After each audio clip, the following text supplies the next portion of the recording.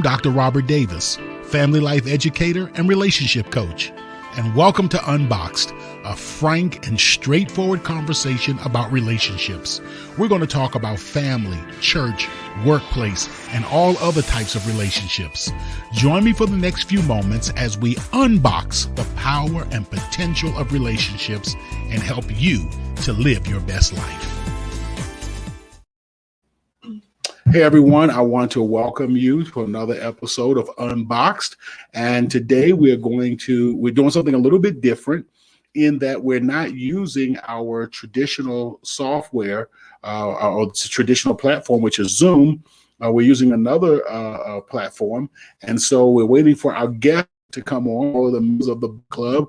We sent out the instruction, but you know how it is with technology. Sometimes it works and sometimes it doesn't.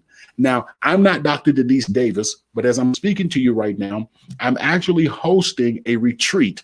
And so the people at the retreat are in their break. And in just a moment, I'm going to bring on Dr. Denise Davis, and she is going to begin leading out with the book club.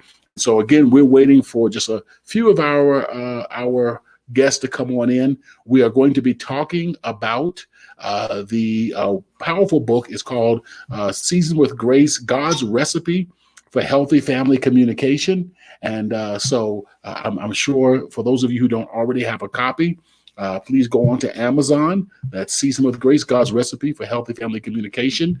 And while we're waiting, I'm going to just share with you something that's extremely powerful that we're offering. It's Executive Directors Peer Support Group. Let me show you a quick video so you can get a little more information about that. Community leadership can be hard, lonely, and stressful. So if you're an executive director, you're not alone. Unboxed offers a dynamic peer support group where executive directors can share their hopes, questions, fears, and expertise in a safe, confidential space. For more information about our Executive Directors Support Group, email us or visit our Unboxed website.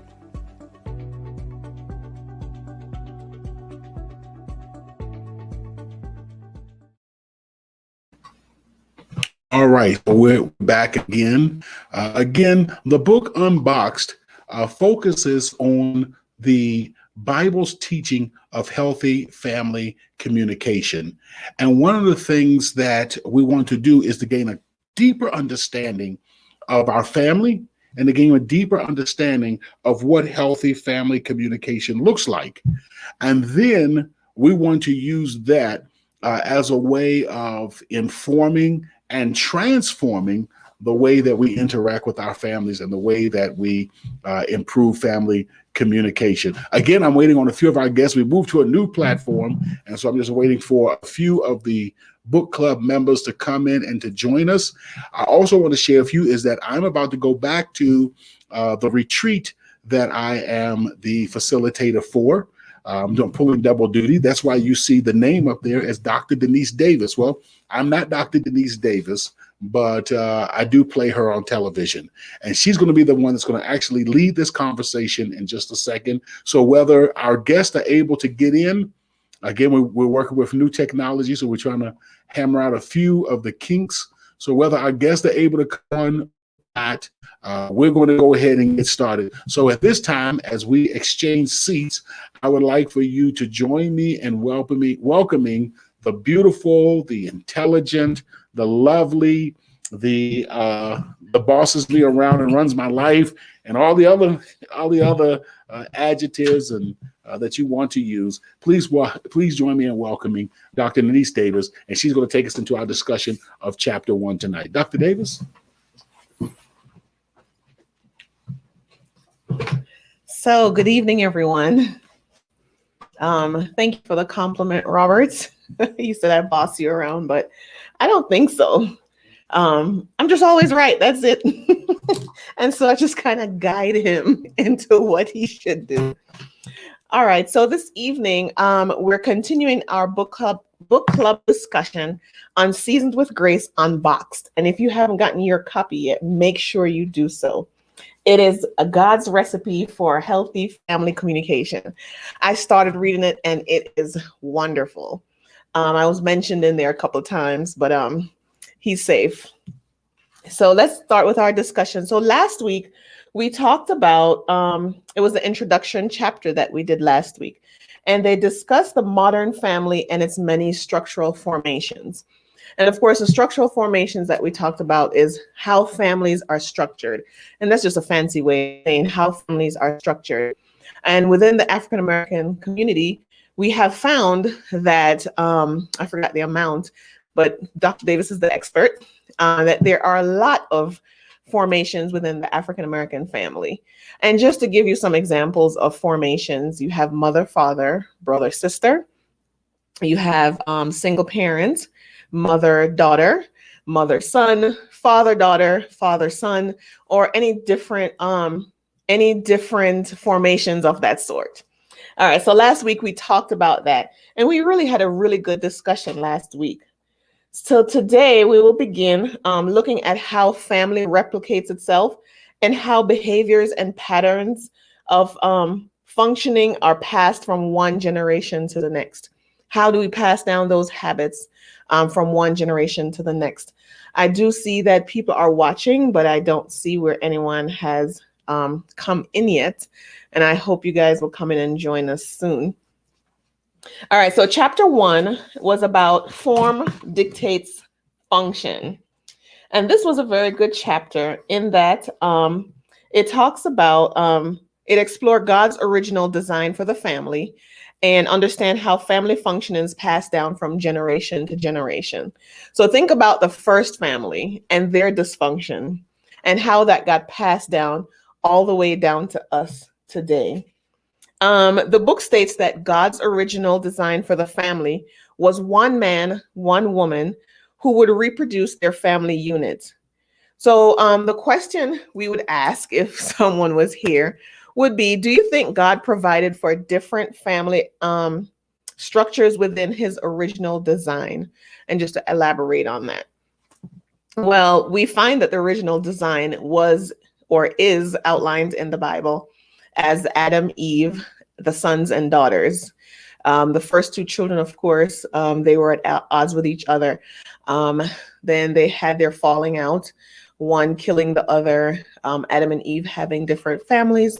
And you can only imagine the dysfunction that just came out of all of that, right? Having a sibling who's passed away, having a sibling who was responsible for other sibling passing away, having a curse on one sibling, having to live with the knowledge of one sibling being cursed, just all kind of things in that mishmash of a situation. And you see how one action by one family member can really affect everyone else. So the question was, do you think God provided for different family structures within the original design? I wouldn't say that. I think he had to start somewhere, right? Mother, father. But of course, things happen. Because of sin, people die. So it was expected that one parent would die, one child would die. So I do think that he did make provision for other formations and for other structures. If we think about, had to be a time when either Adam or Eve passed away. Let's see. Someone is trying to get in. This is not my cup of tea. No, somehow I'm not sure how to let other people in. My gosh. I'm supposed to be the supportive wife, right? I should know these things. Okay, so when I see your name pop up, I will make sure that I will let you in. But if you can type your comments in, I would definitely see your comments. I see Kevin Brown is here, Regina Jones. And Kevin is also trying to get in. I promise you, when Dr. Davis has a break from his orientation, he'll come and take care of all this for me. So I'm crying for help now if he's listening. But going back to the different structures in God's original design, I think that it may not have been his original design in the Garden of Eden, but I think once sin entered the world, then he made provisions for that. I'm thinking about Abraham, Sarah. I'm thinking about just the brothers, Sarah dying, Abraham having to be a single father. So I think those different formations was permitted by God once sin entered the world. Focus on the idea of reproducing the family unit. Let's focus on that. What are your thoughts about the assertion that one man and one woman were supposed to reproduce the family unit? Waiting for your comments, and I would love to read your comments about that. So the question is, what are your thoughts about the assertion that one man and one woman were supposed to reproduce the family unit? I know that that is fundamental to a lot of our beliefs and a lot of our values, but we're living in a day and age where not everyone thinks like that, right? And not everyone believes that. But I think, in my opinion, and based on my value system as a Christian, that was God's original design, because he said, be fruitful and multiply and replenish the earth and subdue it. That means there has to be a way for us to duplicate and replicate ourselves. All right. So on page 4 of the book, it says, and if you don't have your book, again, for those of you just coming in, it is Seasoned with Grace, God's Recipe for Healthy Family Communication. And I'm at chapter 3. I'm trying not to move too far ahead, but I'm on chapter 3, and it's been really good so far. Some really good nuggets. It may seem like a small book, but it is packed with wisdom, if I may say so, or to Dr. Davis's horn. It is packed with wisdom. It is packed with some great advice, and it has a few stories here and there scattered about. Okay, so on page 4, it says, we reproduce the generational patterns of functioning in relationships. We reproduce what we hear, what we see, what we experience. Page 5 says, the principle of Genesis 1 and 2 says, the father and mother establish the family unit, and the children reproduce that family unit. If the family of origin is healthy, the family of destination will be healthy. If the family of origin is functional, without intervention, the family of destination will be dysfunctional. So your family of origin is where you come from, right? Your mother, father, the house you live in. And going back to family formations, your family of origin could be the house you grew up in that had your grandmother and you, or your aunt, your uncle, and yourself, or a cousin or an older sibling who raised you. So whatever that family of origin is, the idea is that your family of destination, which is what you've created. So if you've created a single parent home, that's your family of destination. If you have created a mother-father home, then that's your family of destination. And what it's saying is, if your family of origin is healthy, then your family of destination will be healthy. If your family of origin is not healthy, then again, your family of destination will not be healthy. And I do agree with that. All of us do come from some type of dysfunction, right? And I hear a lot of people talk about, well, families didn't teach you about money, or they didn't teach you about, certain how to survive life.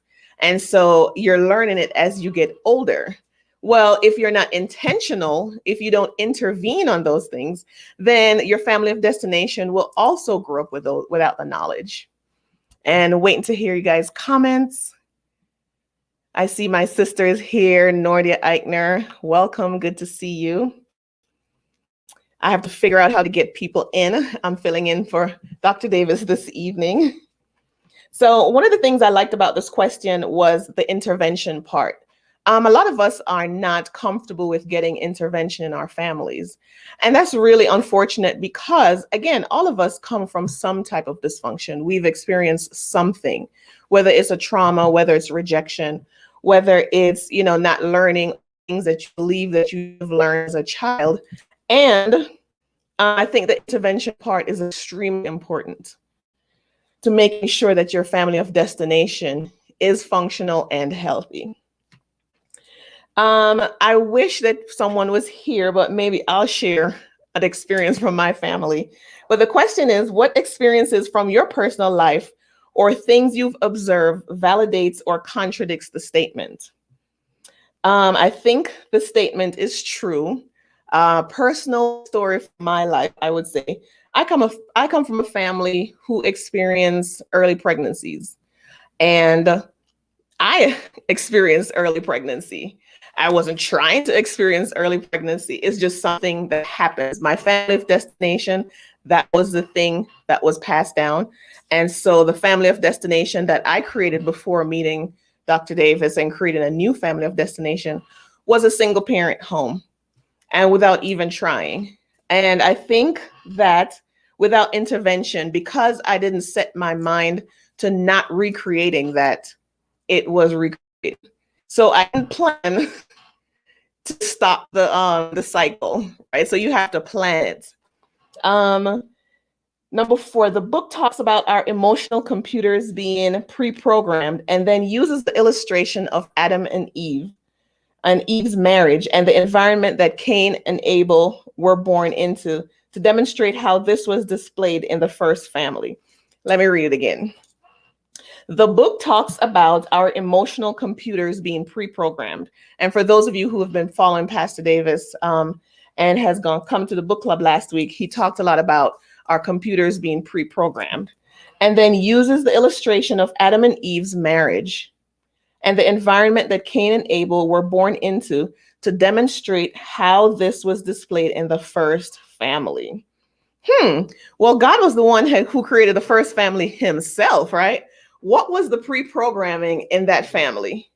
The pre-programming in that family, to me, and you guys can put it in the comments if you disagree or have some other thoughts, but the pre-programming that occurred came straight from God, right? To Adam. He was programmed to communicate directly with God. He was pre-programmed to have dominion over the earth, to be basically the steward of the earth, to have one companion, to walk with her, to do life with her, to work next to her, to have fun with her. That was the pre-programming that I'm thinking about that Adam and Eve had. And once sin entered the world, that programming, so new programs started to enter or started to be put on that software, right? So the new program before they had children or after sin was lying, deception, not thinking through and making good choices. What are some of the things that you think that sin programmed into their family structure? Waiting for some comments. I just don't want to be a monologue. And I was hoping that others would join us. So put in the comments some other programmings that you think occurred before sin and some programming that occurred after sin.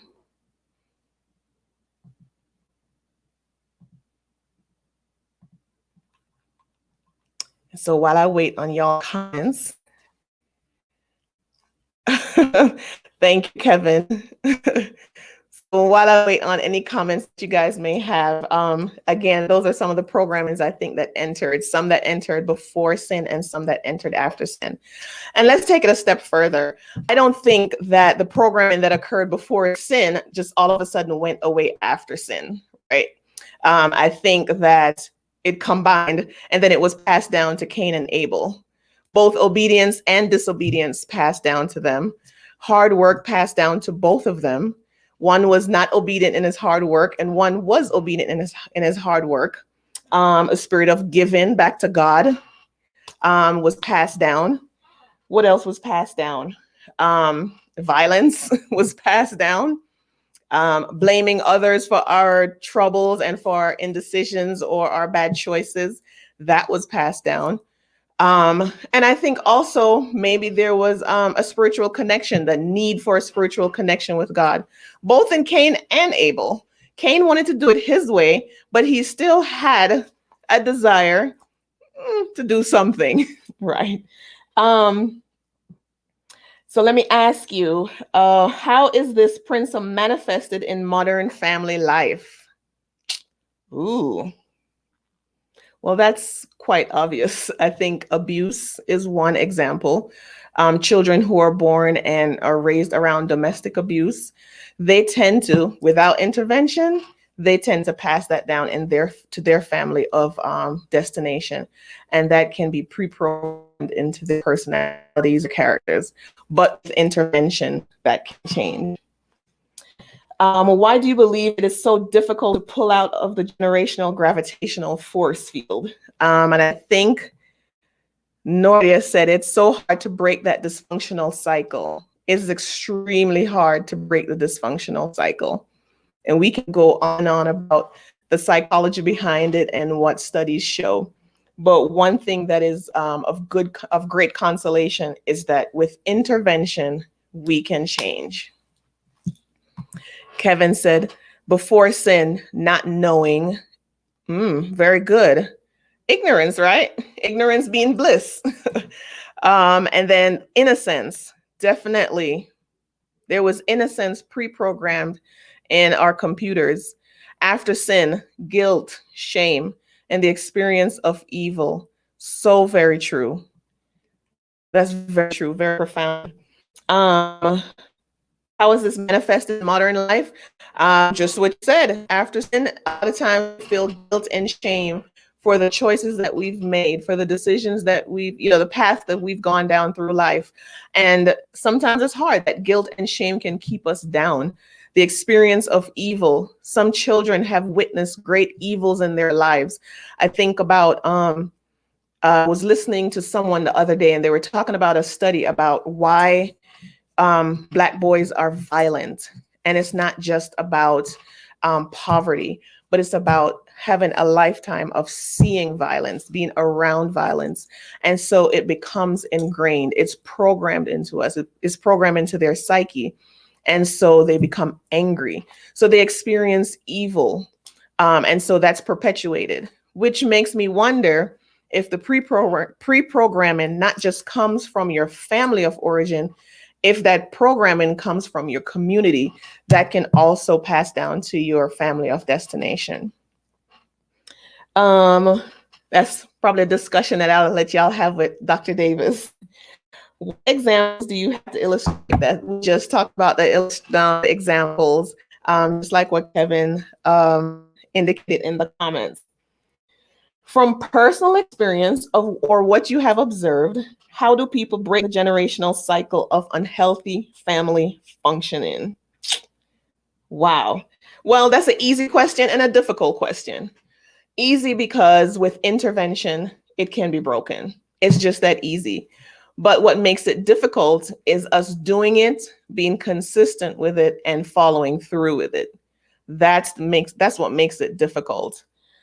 Seeking help is easy. It's the follow through that's difficult, right? Because once it's programmed in us, it becomes a part of our DNA. It's how we function, how we think. But when you get help, you have to reprogram your thought processes, how we think, how we function in relationships, how we respond to someone who's hurt us, which is actually quite a good example too. One of the things we tell our children is to, when you're dating, just date people. Don't be in a committed relationship, because what you've done is when one person breaks your heart, you're damaging yourself for the next person after. And if that keeps happening and happening, well, when the person who God calls for you comes, then you're not in a space where he wanted you to be for that person. So we try to tell them, have a lot of friends, go out, you can date, but just don't be so committed to one person, because when you're young, it's very likely that the person that you're with is not the person that you end up marrying. From personal experience or what you've observed, how do people break that generational cycle or unfunctional family functioning? We covered that one.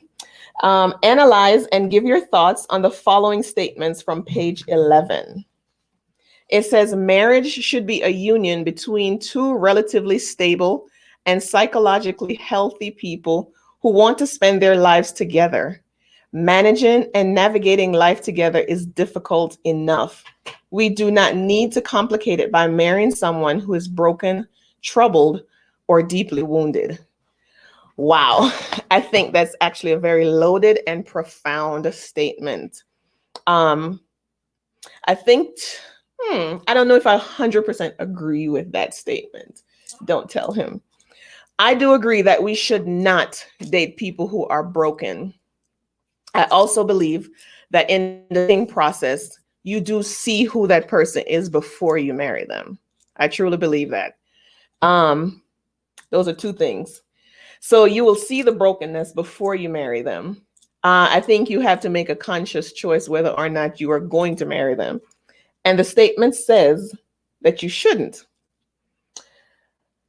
Here's where I may veer away from that. Everybody is broken, right? To some degree. Do you marry someone who's in the process of getting help?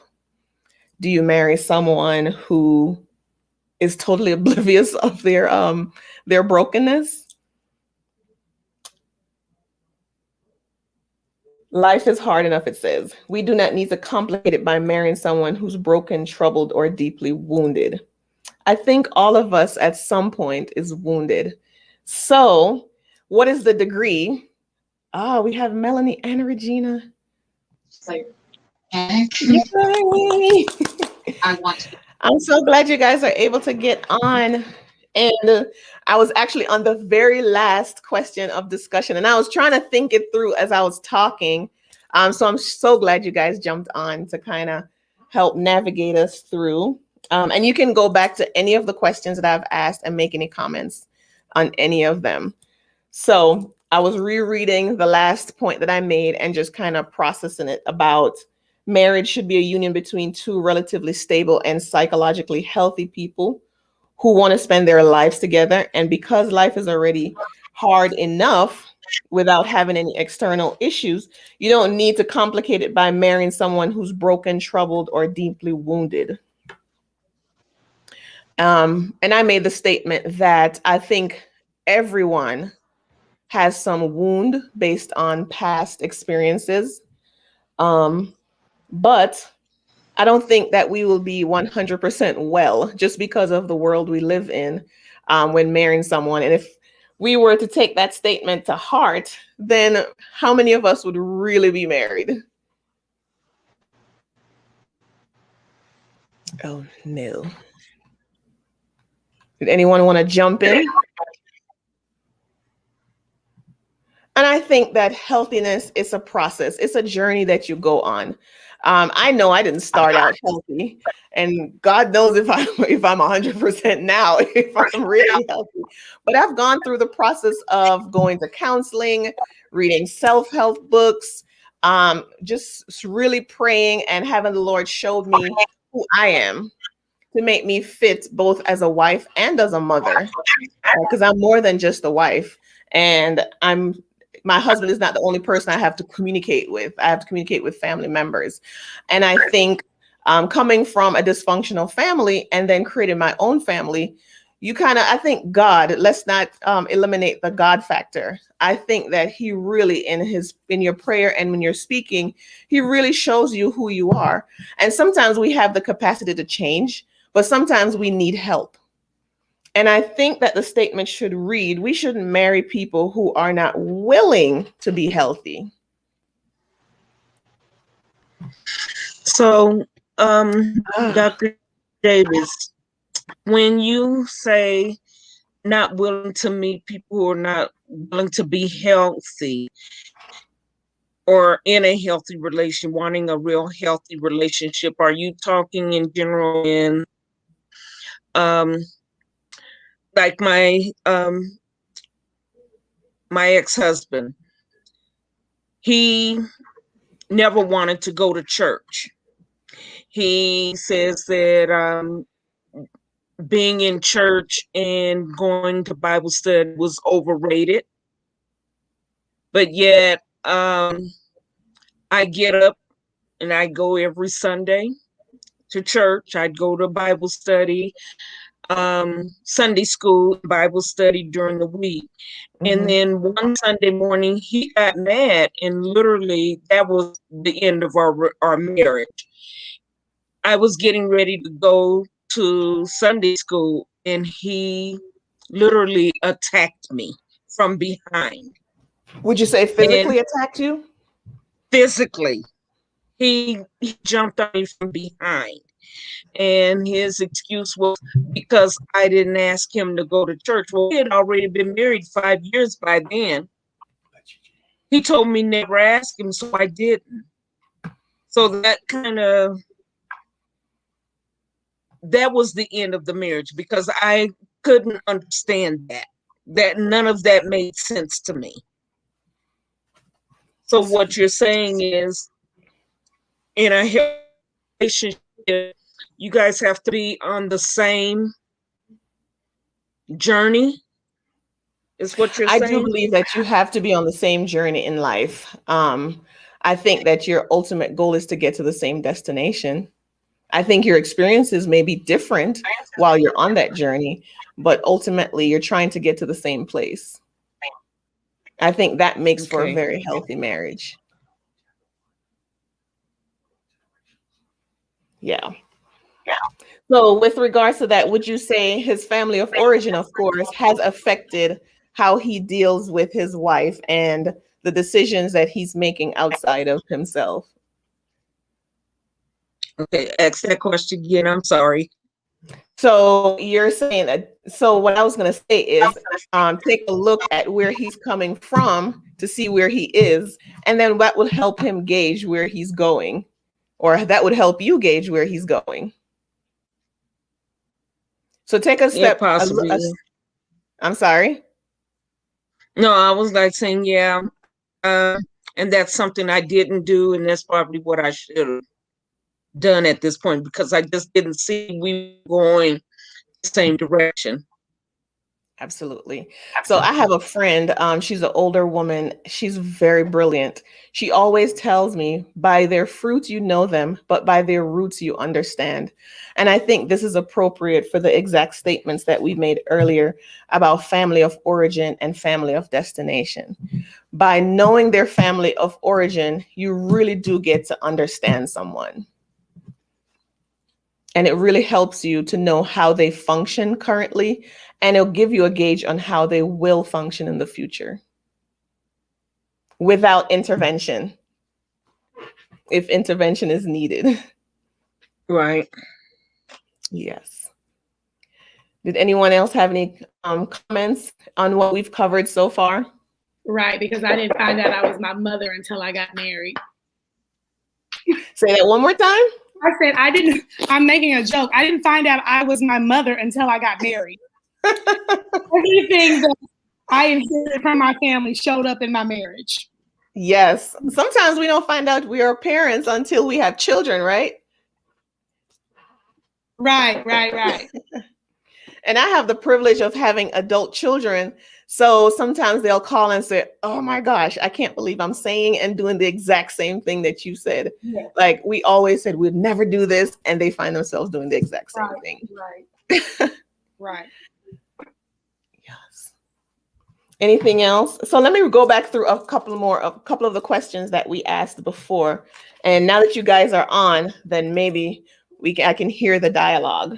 So I want to ask you about without intervention. If a family of origin is healthy, the family of destination will be healthy. We can all agree on that. What experiences from your personal life or things you've observed will validate or invalidate that statement? Okay, so you said if a family is healthy, then if your family of origin is healthy, then your family of destination will be healthy? Yes. Like what constitutes like Great question. Yeah, what's healthy? And so we're speaking in the context of communication, right? So a healthy family and communication, a healthy family with regards to communication, we're transparent with each other. We lift each other up. Right. We Gotcha. don't speak in ways that will hurt each other. And there's several others that Pastor Davis or can tell you about next week.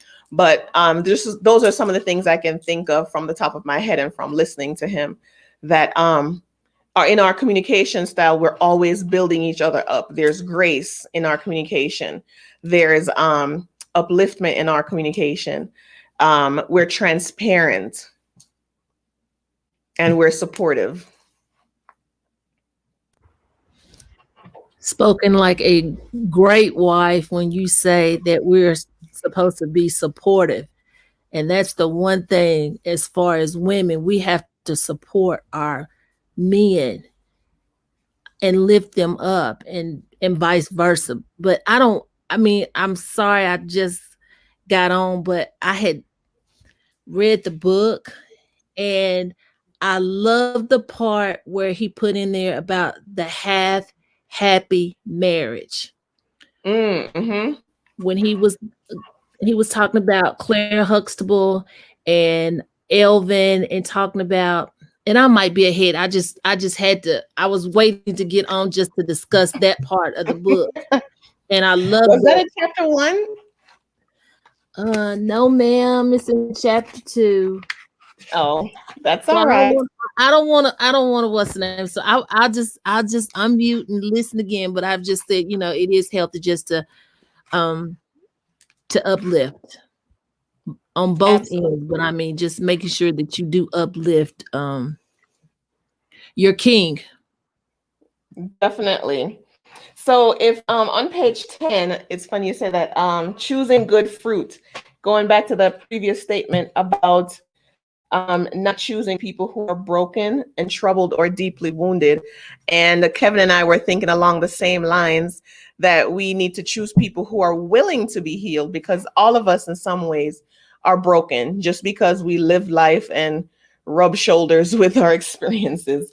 On page 10, it says, when looking for a lifelong soulmate, try to find someone who has as little emotional baggage as possible. Marriage is not to save someone. It is not to be someone's crutch. Your partner is not your project to be tinkered with or fixed.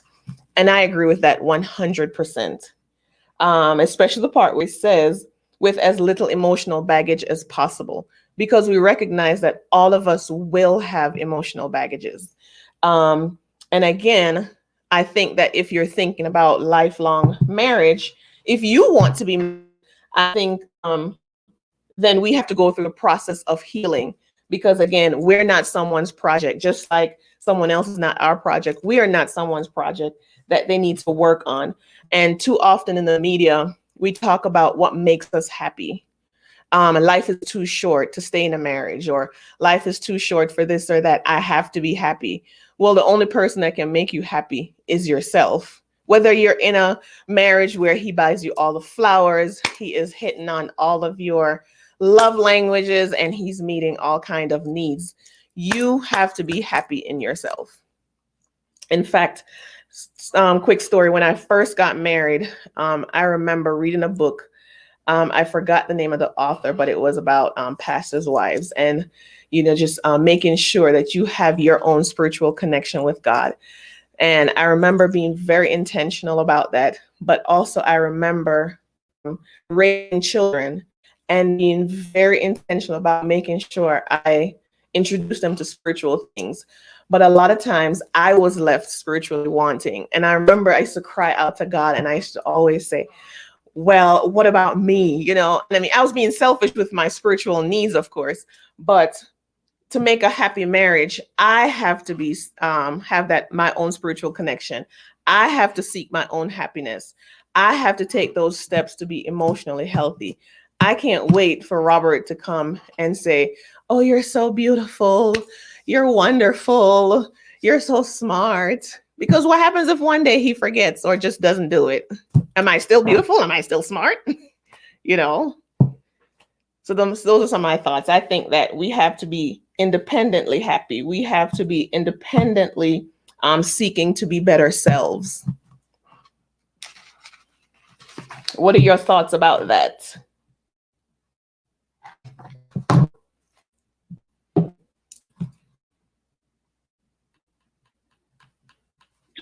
Brad? Okay.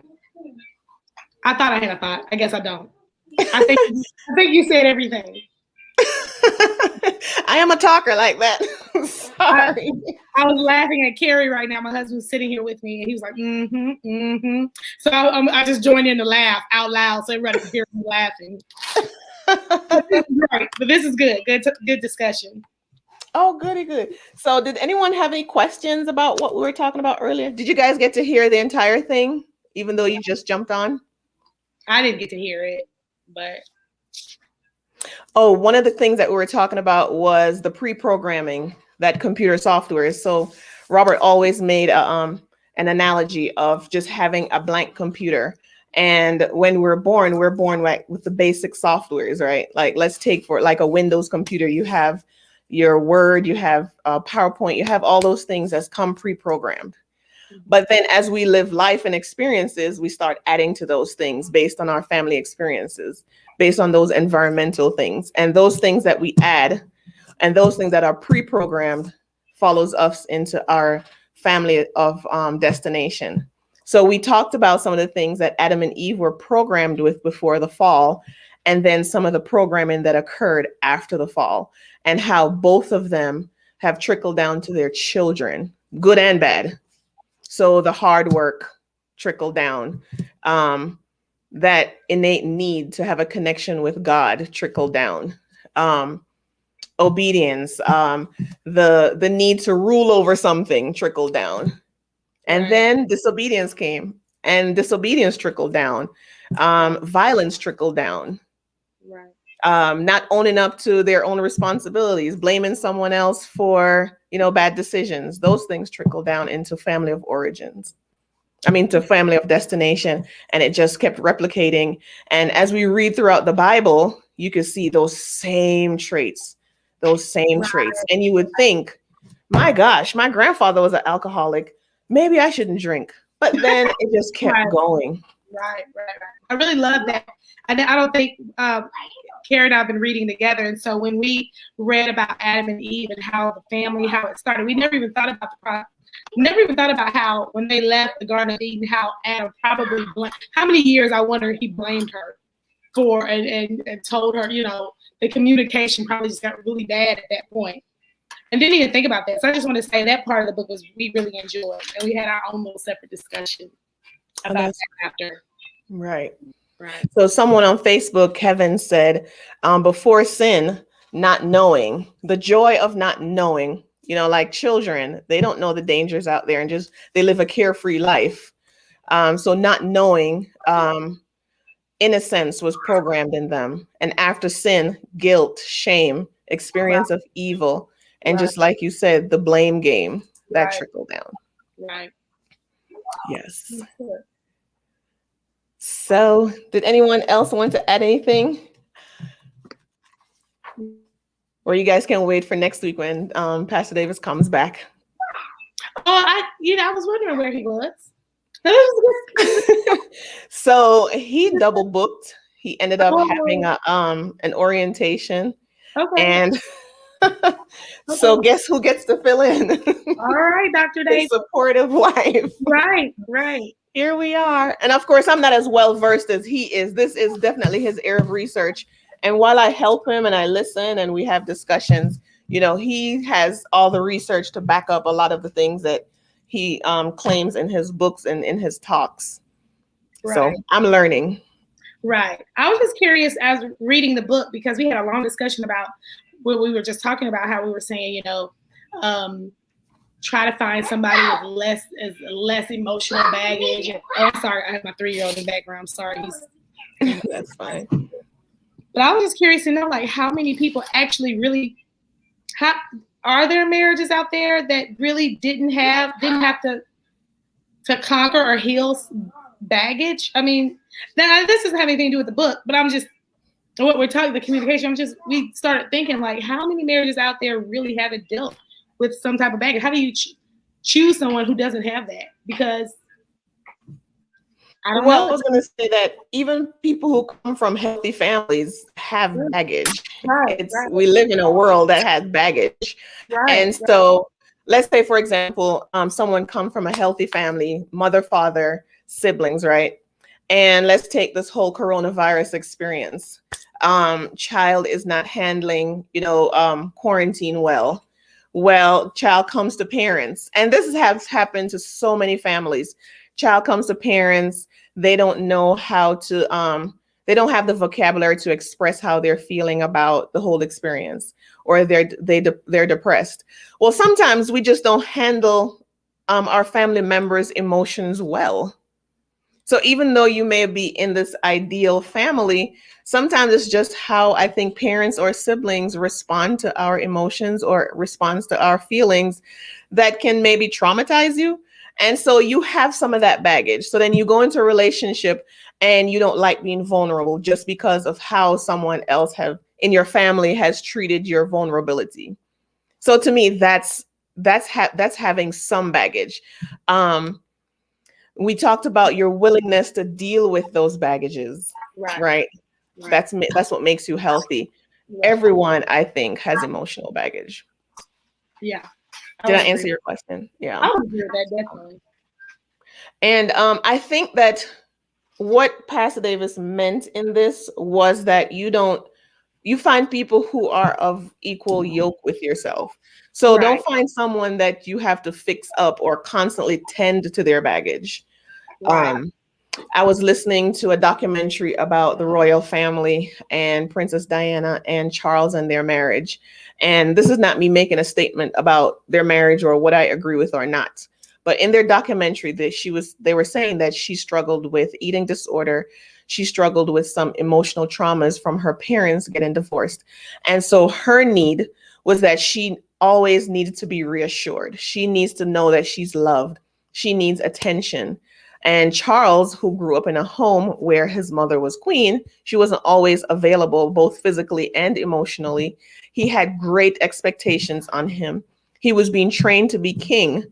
And so he had that baggage, which is very opposite to what Diana's baggage was.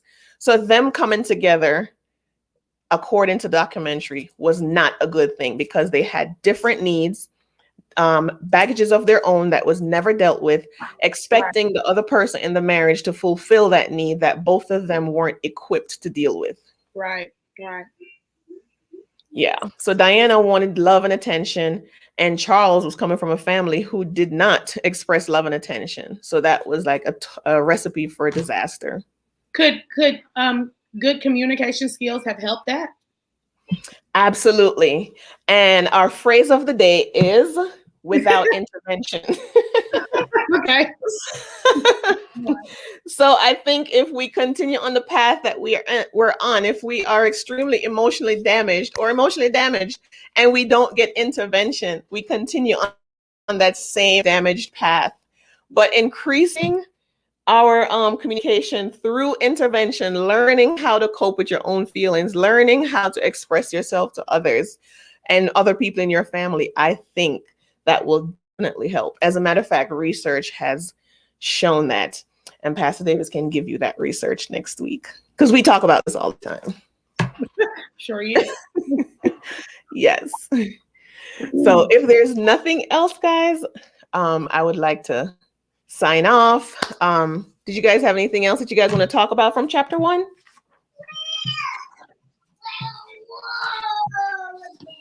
Did anything else jump out at you? Fruit from a poisonous tree.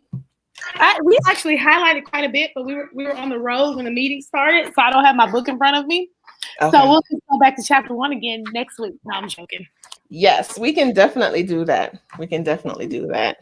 I'm enjoying this. I hope you guys are enjoying it as much as me. Yeah, I am. Yeah. Like I should have my book in front of me because I would be talking way more.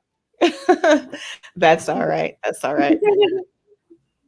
So if nothing else, guys, I'm going to end the broadcast. I had a good time this evening, and I hope to see you guys again next week.